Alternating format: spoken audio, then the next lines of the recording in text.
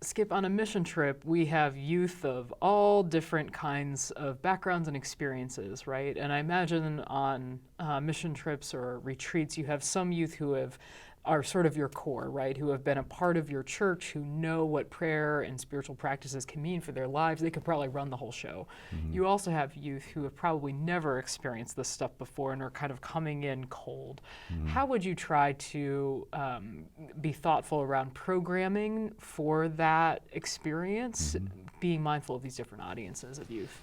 Yeah, I want to lead with kind of a controversial response. There's a continuum, a full spectrum of how you think about inclusion and participation on a mission trip. Yeah. To take two polar moments on that spectrum, one is only kids who come every week can go on the mission trip. Yep. And the other is anybody in town can come on the mission trip even though I've never met them before. Yep. Well, the challenge you pose is going to be much more lively with the anyone in town can come on the mission trip than it is going to be with the kids who are with you every week. Because what I've said before is you do in the game what you do in practice, so you should have been using regular spiritual practices on your weekly meetings so they were not unfamiliar intrusions when you went on your trip. And for another day and another conversation, I'm an advocate that youth ministries that complain we can't get anybody to come every week, but we sure get a lot of kids on the mission trip, what they've missed is you should require some participation before the mission trip, and then they would more likely integrate into your youth group before you go. Yep. But just given that even if they are somewhat regular participants, the opportunities for worship and prayer and devotion and grace are going to be more abundant on the trip, and they may not be familiar, then I would give you a short answer, I think, that looks something like this, Jill. First, for sure, in your regular weekly meetings, be attentive to the spiritual moments and opportunities for prayer, for grace, for worship, etc. What you do in practice, you do in the game.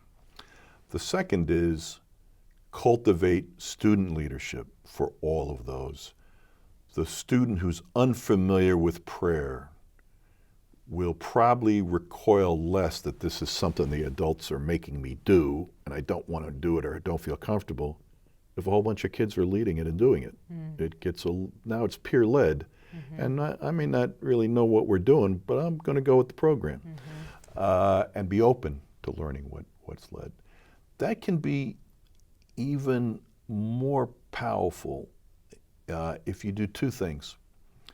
If you create, on the one hand, space that nobody has to do something they're uncomfortable with. I don't mean that they don't have to be in the circle while the prayer is going on, but they don't have to take their turn saying, my grandma's dying of cancer and I really want to lift up a prayer that maybe they're not ready for that. Right. And so the other side of that coin is nurturing a capacity to carry that community prayer in enough of their peers so there can be freedom not to do it, but there can still be lively prayer and modeling. And there is a way to do that if a church has the resources, the pastor has the time, which is to offer, in addition to your regular youth group activities, a spiritual exercises small group.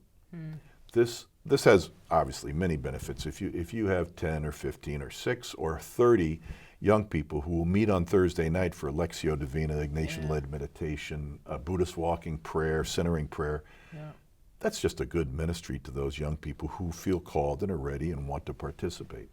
But the payoff in your trips is that they become kind of your special forces of spiritual experience. They have a comfort level. They have a practice of always circling up with the petitionary prayer. And they will leaven your other group where some kids don't feel comfortable stepping forward, but these 8 or 9 folks that you're meeting with regularly for spiritual exercises will step up. So it isn't, this prayer thing is something kids don't do, but which our youth minister does for us.